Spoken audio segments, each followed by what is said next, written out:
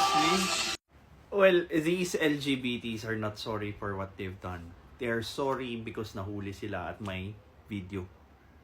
So kung walang nakahuli sa kanila, most likely yung kagaspangan ng ugali nila, magpapatuloy yan. Kita nyo nga ngayon ginagawa nilang katatawanan yung ginawa nila. Is that how a sorry person behaves? Ang nakakatawa kasi ngayon sa mga LGBT is that they are both a victim and empowered. Depende sa sitwasyon. Depende sa kung ano yung kinalalagyan nilang sitwasyon. Like for example, pag na-misgender sila, they're a victim, kala mo tinanggalan ng kalayan, dignidad, so on and so forth.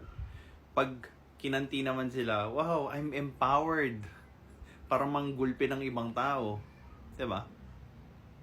So, imagine, yung ganyang klaseng sala sa init, sala sa lamig, yan yung ginagamit nila para kontrolin yung image nila sa mga tao, sa public, para makuha nila yung gusto nila doon sa bagay, doon sa event, diba?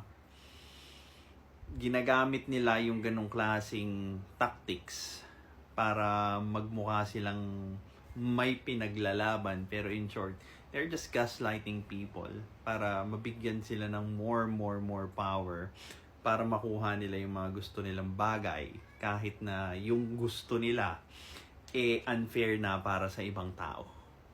Nakakatawa talaga, no? Pag minority ang isang grupo, they're always the victim, I'm weak. Pero pag lumakas na sila, dumami na sila, that's the time na nagiging dominant na sila. Nagiging unreasonable na sila. Diba? Tapos pag sinita sila doon sa ginagawa nila, that's the time na ibabalik na naman nila yung discrimination, homophobic, homophobia. Diba? Para lang hindi mo ma-criticize, ma-call out yung maling ginagawa nila sa public. Buti pa yung mga OG LGBT. Yun talaga. Hands up. Respect. Kila Ricky Reyes, Rene Salud. They know their limits. And yun yung hindi nakuha ng current LGBT generations ngayon.